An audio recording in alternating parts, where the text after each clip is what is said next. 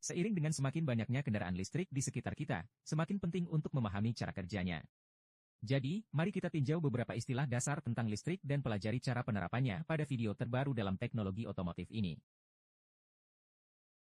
Pertama, voltase. Bayangkan air mengalir melalui selang taman.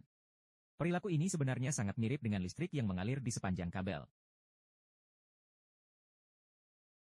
Sekarang, katakanlah Anda menyumbat ujung selang ini dengan ibu jari Anda.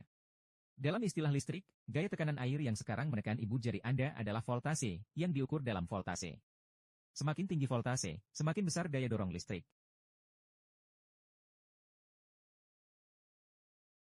Berikutnya, ampere. Sekarang, mari kita hentikan penyumbatan selang dan pikirkan jumlah air yang mengalir. Dalam istilah kelistrikan, laju tersebut disebut arus, dan diukur dalam ampere, atau singkatnya ampere. Misalnya, Anda mengecilkan air hingga hanya menetes sedikit. Laju aliran yang rendah ini akan membutuhkan waktu yang lama untuk mengisi ember, tetapi jika kita menaikkannya lagi, ember akan terisi dengan cepat. Dan sama berlaku saat mengisi daya baterai kendaraan. Semakin besar tegangan dan arus yang kita miliki, semakin cepat kita dapat mengisi daya baterai kendaraan. Namun, tidak seperti air. Jika terlalu banyak listrik yang mengalir, kabel dapat menjadi terlalu panas. Itulah sebabnya peralatan pengisian daya dilengkapi dengan perangkat keselamatan yang memantau sistem untuk membantu memastikan pengoperasian yang aman. Sekarang, bagian ketiga dari teka-teki kelistrikan adalah watt. Anda mungkin pernah mendengar istilah tersebut sebelumnya, dan dalam istilah yang paling sederhana, itu hanyalah ukuran kerja.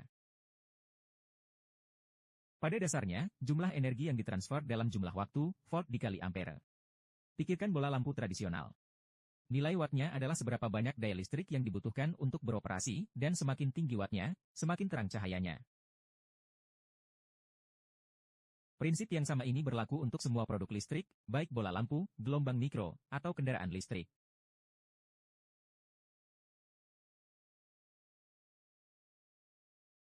Watt juga digunakan untuk menggambarkan kapasitas baterai, khususnya, kemampuan baterai untuk menyalurkan daya selama rentang waktu tertentu. Dalam kasus kendaraan listrik, kapasitas baterai diukur dalam kilowatt jam. Ini pada dasarnya berarti bahwa jika baterai diberi peringkat 1 kilowatt jam, ia memiliki kapasitas energi untuk menyalurkan daya 1000 watt selama 1 jam. Sebagai konteks, kendaraan biasa hanya membutuhkan sekitar 15 hingga 30 kilowatt untuk melaju dengan kecepatan jalan raya. Jadi jika kita memiliki baterai 60 kilowatt jam, secara teoritis kita akan memiliki hingga 3 jam daya jelajah jalan raya yang tersedia, tanpa memperhitungkan variabel seperti kecepatan dan suhu luar. Pada dasarnya, peringkat kilowatt jam baterai EV dapat dianggap sebagai ekuivalen listrik dari kapasitas tangki bensin, energi yang tersimpan di dalamnya yang menentukan jarak tempuh.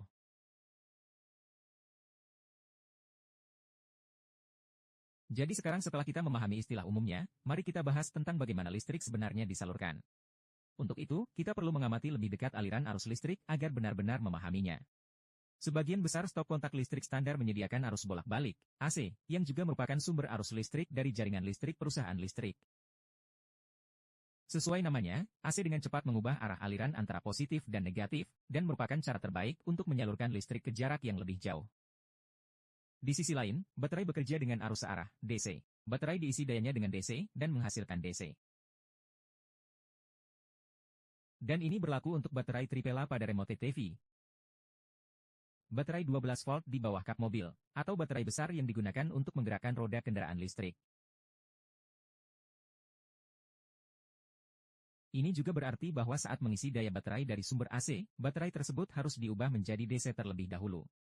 Konversi ini terjadi di blok daya kecil di ujung kabel pengisi daya ponsel Anda, dan terjadi di sistem terpasang hampir setiap kendaraan yang menggunakan sumber daya AC. Itulah salah satu alasan mengapa pengisian cepat DC level 3 dapat mengisi penuh baterai EV dengan sangat cepat dengan menyediakan daya DC, tanpa memerlukan konversi internal.